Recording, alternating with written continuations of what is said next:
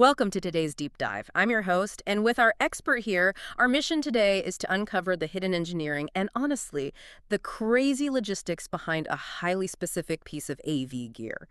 Imagine trying to muscle a massive, fragile 92-inch sheet of glass up a narrow flight of stairs or, around a tight corner. Oh, it's a nightmare. I mean, totally impossible. Right. It is an absolute logistical nightmare. So today we're taking a close look at a spec sheet from HDTVSupply for the Draper 254277 profile plus fixed frame screen. It's a $2,150 premium projection screen.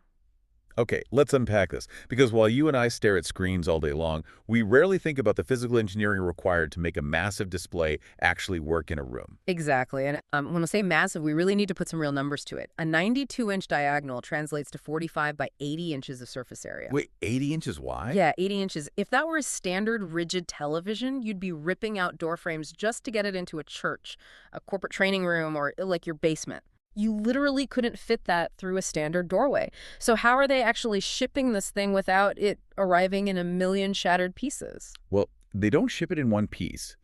The brilliant solution here is that the product ships completely unassembled. Oh, wow. Yeah, you get this lightweight frame and a sliding hook and loop system to attach the actual viewing surface once you're, in the room. Oh, so it's essentially a high-tech IKEA for video files. That's a perfect way to put it. Instead of trying to pivot a giant glass rectangle up a stairwell, you just carry the pieces in, build the frame, and then stretch the screen material over it tightly, almost like a canvas. Right, and then you just mount it using standard wall brackets. Or, if you're putting it in a larger venue, I think they even have flown brackets available upon request, right? They do, yeah. So you can suspend it right from the ceiling. That's wild. And because the frame is so thin and totally hidden once it's assembled, the physical design essentially disappears. Yeah, the actual surface material completely takes over, which is where the engineering really shines here. So tell me about that.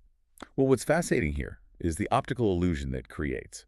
They offer a zero-edge or borderless option. Okay, zero edge. Right.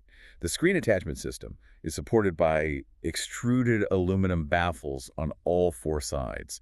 So that creates this rigid framing system that you basically can't see from the front. The spec sheet actually calls it a mullion-less display, meaning there's no visible dividing frame at all, right? Yes.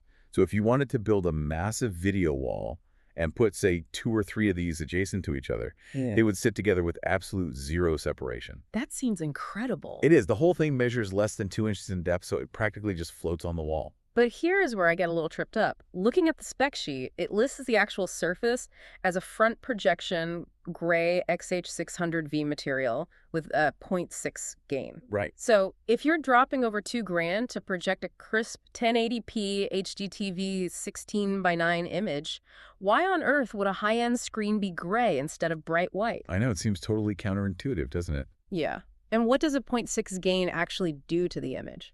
Well, a gray screen is a very deliberate engineering choice to absorb ambient light. Like if your room isn't pitch black, a white screen reflects all the stray light in the room. Oh, it just washes out your picture. Exactly. So the gray material deepens your black levels and drastically improves contrast in a brighter space. Okay, that makes perfect sense for the color. But what about that 0.6 gain? So gain is just a measure of light reflectivity. A 1.0 gain reflects all the projector's light back at you. Got it. A 0.6 gain means the screen is intentionally only reflecting 60% of that light.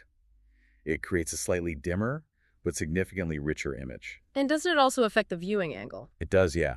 Because it scatters the light differently, it drastically widens the viewing angle. Yeah. People sitting way off to the side of the room still get a perfect picture. So you really have to know your exact room lighting and your projector's brightness before you buy this. Like, you can't just guess. Oh, you absolutely cannot guess. Getting those specs perfectly matched to your environment is critical, especially because this specific special order item is entirely unforgiving. How so? The source explicitly states it is strictly non-cancelable, non-returnable, and non-refundable. Ouch.